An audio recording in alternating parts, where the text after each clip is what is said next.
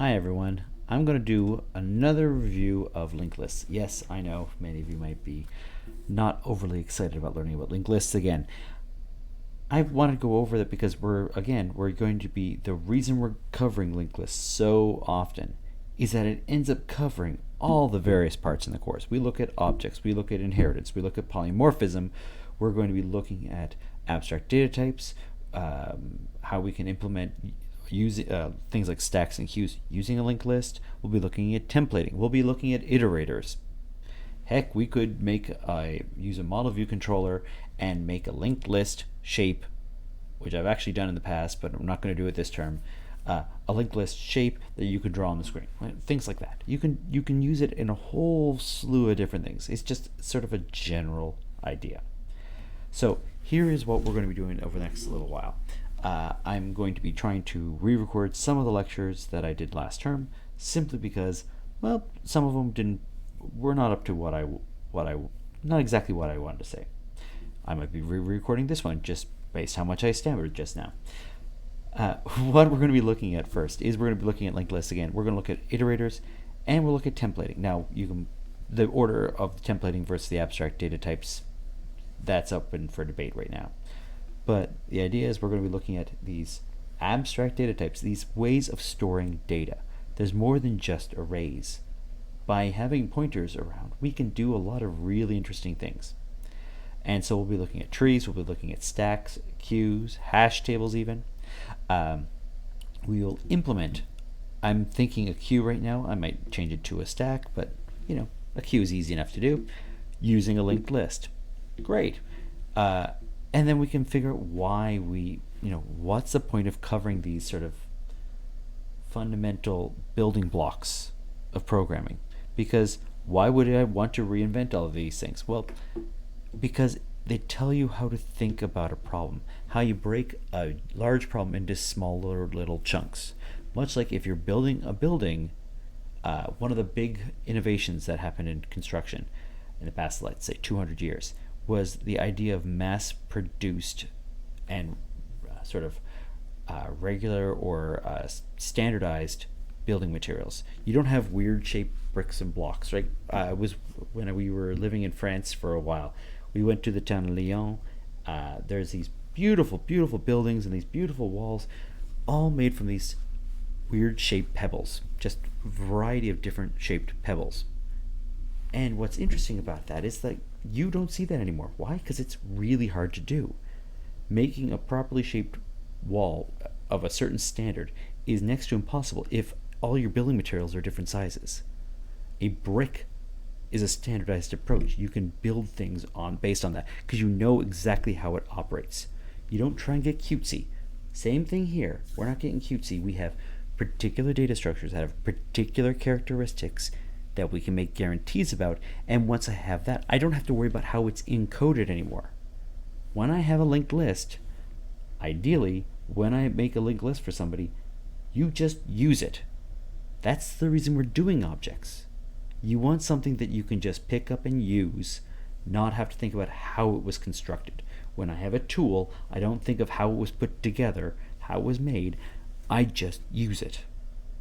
We're doing the same thing here. I want fundamental, just basic things that I can get my head around, because coding is hard enough as it is. You don't want to overthink things by making it so that, a linked list, but if I can do this, I can do that. And you don't want these little gotchas, these little edge cases. I want something that is sort of solid and predictable.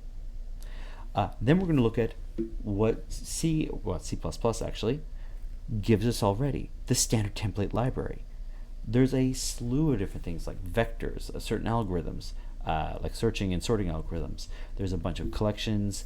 There's I'm blanking on the other case, but it's essentially most of these things have already been created. They already have a linked list in the standard template libraries. You could have used it this entire time. We didn't because we wanted to see how it was built. We want to look at it to motivate how we learn about objects. But there is a linked list already in the standard template library. You could just use it today. Fine. So we'll be looking at that, and then afterwards we'll be doing a review class, hopefully. That will probably be just one of those live classes. Now, There's a lot of different lectures in this next little section. I'm hoping to keep on a particular at a particular pace. Just, if you see that the homework or the assignment is involving a particular lecture, make sure you watch those up to that lecture. But I'm not keeping it to a very tight schedule. Clearly, if I'm babbling this much. Okay, so we're going to be reviewing object-oriented design. We'll be looking at our linked list class, our doubly linked list class again, and then we'll look at iterators and templates. And then afterwards, not today, but later on soon, we'll look at stacks and queues. And I will live code a stack. I'd like to point out that I have a slew of different linked list slides in here that I'm not going over. I actually hid them away for here so that we don't actually have to even discuss them or address them. The reason is I want to have those available to you so you can look at one implementation of a linked list, and then look at my code and look at a different implementation of a linked list. Choose whichever one you like more. Well, don't tell me which one you like more if you like the other one more. If you like mine more, go ahead and tell me. The idea is there's a million and one ways to develop these things. We all have different approaches, and seeing different tactics can be useful. The linked list code, for example, in the slides is streamlined, it's stripped down, but at the same time it doesn't have a lot of the sort of more robust coding principles involved, right? They're using a friend class, which I don't tend to suggest doing, for example. So I'll be mostly skipping the slide code, but I left it around just in case you want to see it, just in case you want a different approach to look at linked lists. So here's linked lists with Eleanor Roosevelt in there. By the way, in case you don't know who Eleanor Roosevelt is, that's this lady here. All you need to know is who's in front of you. A conga line just requires the person in front of you. You don't need to worry about the person behind you or how many people are behind you. You might, if the person's creepy, you might want to worry about the person behind you, but other than that, you don't have to know. You just need to know who's in front of you. And it can get infinitely long. If you go to a wedding, you'll see this in action. These conga lines that'll go down like 100% long. You don't have to worry about running out of size like you do with an array. You just need each node to know who it's connected to. That's the principle. That's the idea. That's why trees also, it's a very similar approach. Trees have infinite size. So our motivation is, if I had an array, let's say, and I want to insert something in the array, what happens? I remove something. I would need to shift all the elements over and then put in the new element. It's an extremely expensive operation. If someone's going if I want to insert something at the very front of an array, I gotta shift everything down.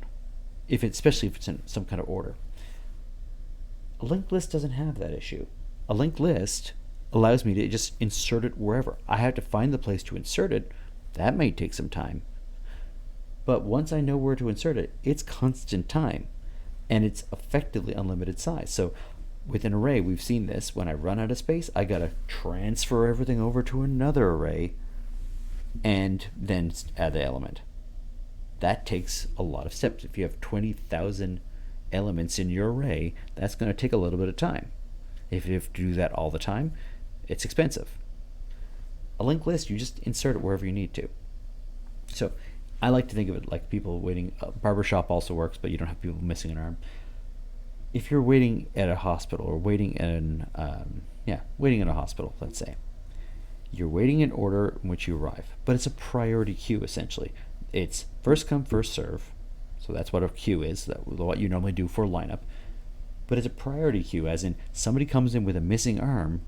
What happens? They go to the front of the line. They're about to die, right? And what should you do? Everyone would shift back in the line.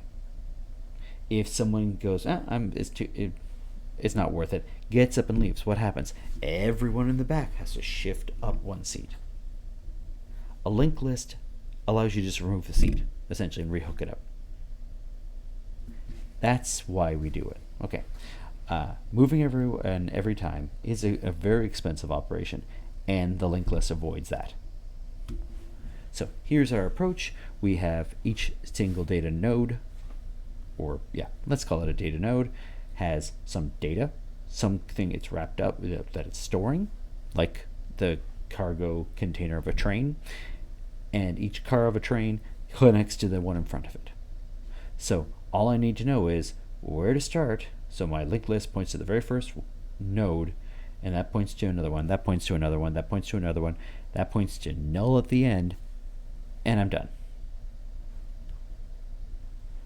If I want to add an element, let's say I want to add it here, what do I need to do?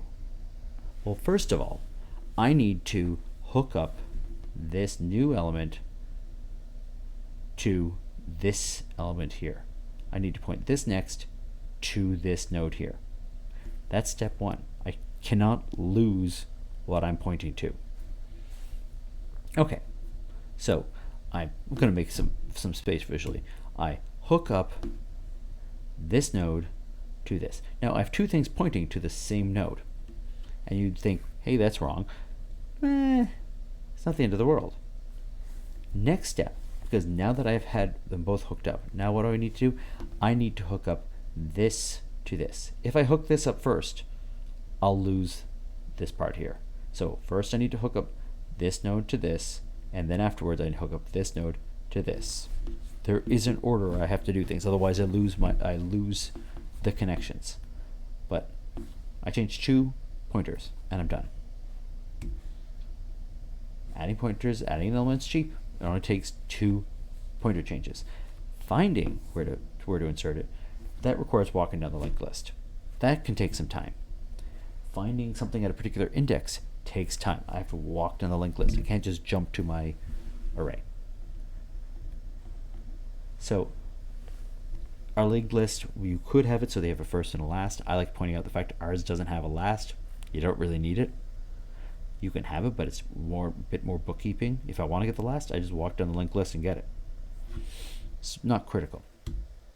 A doubly linked list, however, you should have a first and a last. And this is what we looked at when we extended linked list. Instead of just a first and all of this material, I added a layer here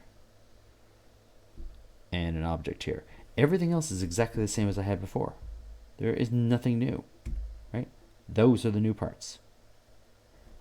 So why don't I just use the code and the variables that I had in a linked list in the child class? That's the idea of inheritance and polymorphism. That if I inherit from the parent class, I don't have to do this extra work. I don't have to make another first variable. I already got one. I get it for free. And if I have getNext as a function, I get that for free. Fine. If I want to, print out something in particular that's specific to a doubly linked list, polymorphism allows me to call the function for the linked list, and it chooses the right one, the right function for the right circumstances. So we'll briefly go over code again, but let me point out a couple things. So I have nodes in my linked list. I have the list itself. That list itself just wraps up, much like calling a train the train. A train is actually a series of cars, but the entire thing you call a train. A linked list is a series of nodes hooked together, but the whole thing together is called a linked list. So I definitely need the nodes because they need to hook up to the next thing. My linked list itself, it's semi-optional. It's a better way of doing it. You want to wrap up all the gory details of all these nodes connected to each other. You want to wrap them all up in one class that other things can access. So I want this sort of interface, this way of abstracting away how it's done, and just say it's a linked list or it's a list. The iterator is the optional thing, but I still think it's a very useful thing. It's getting more and more popular. So here is what we have.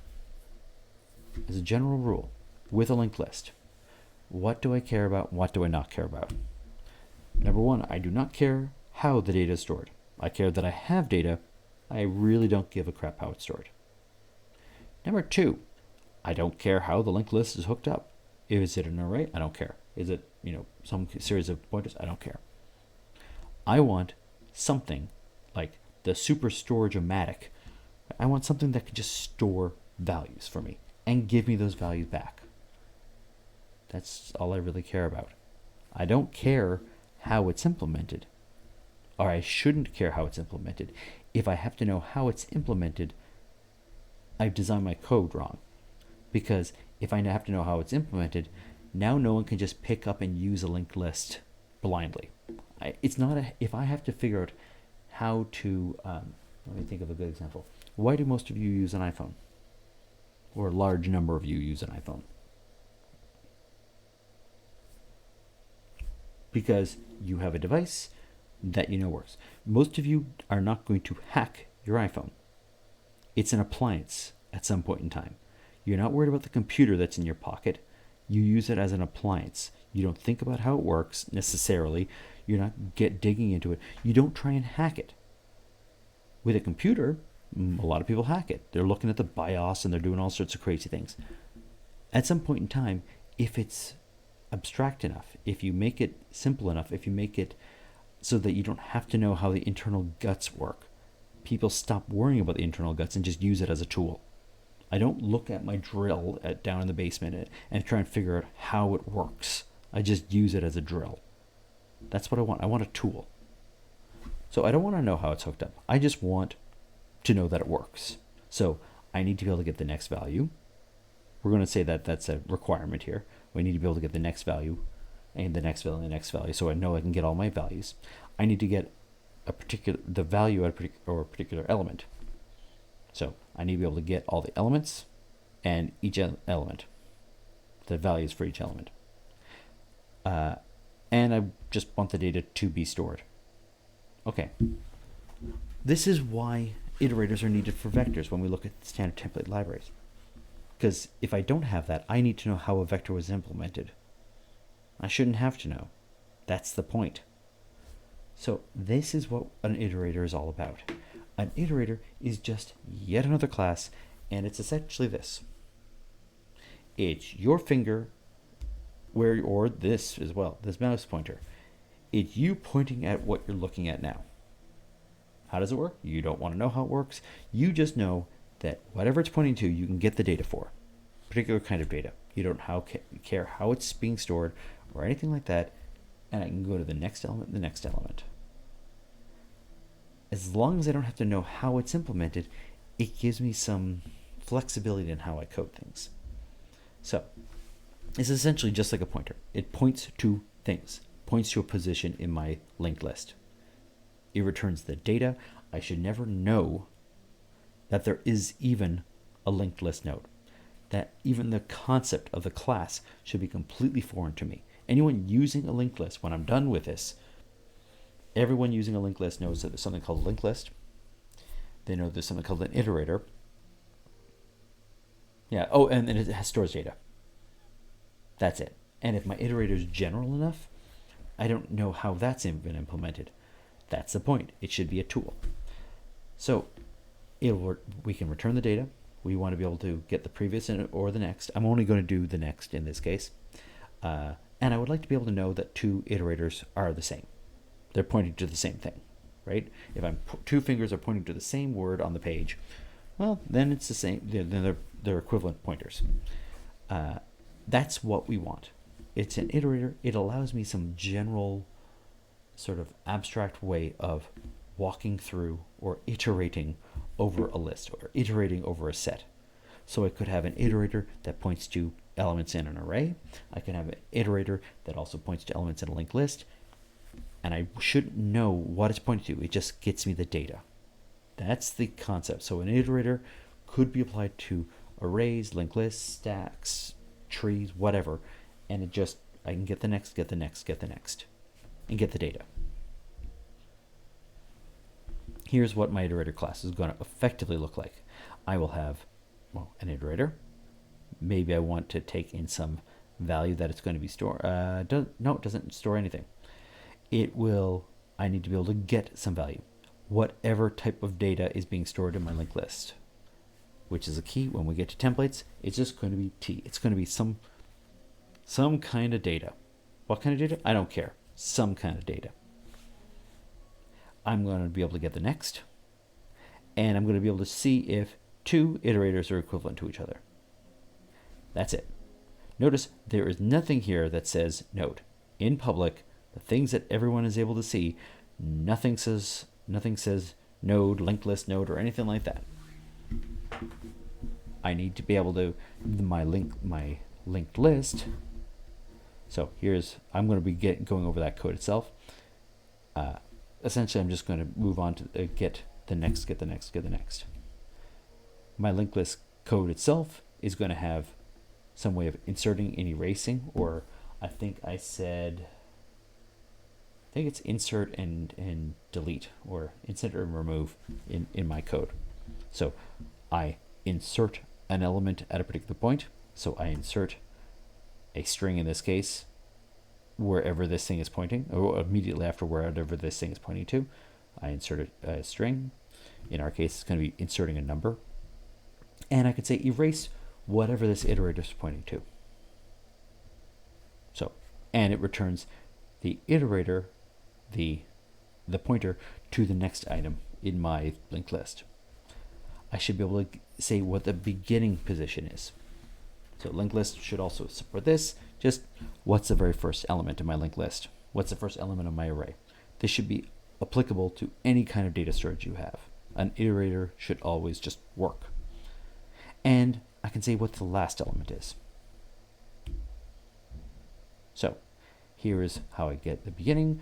I make an iterator, I get the position, and say that the position it's pointing to is the very first element of my linked list, and I return it. That's it. How do I get the last one? I get you can either get null, or you can get the last element in your linked list. I'm going to do the last element of my linked list and return it. And if I'm going to insert a node into my linked list, I know where my iterator is. I just need to get the so I'm going to insert at the back. If the iterator position is equal to null, so I'm already at the back, I just insert at the back.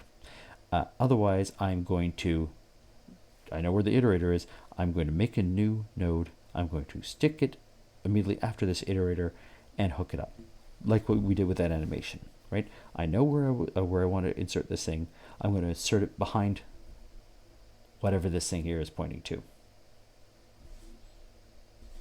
And if the before, so you don't need to have a before, but you could have a before. If you know the previous one and it's if it's null, then I don't have to worry about that. So what I could do is just see, I'm just always going to be inserting after that iterator. So unless that iterator is pointing to null, I'm just going to always insert at the end, insert after that point.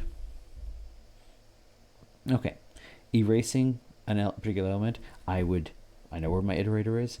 I will need to get the element just before it, technically, and I will need to be able to get the element after it, and I just hook those two up. So I get the element before, I get the element after what I'm currently pointing to, and then I hook the element before to the element after, and I'm done.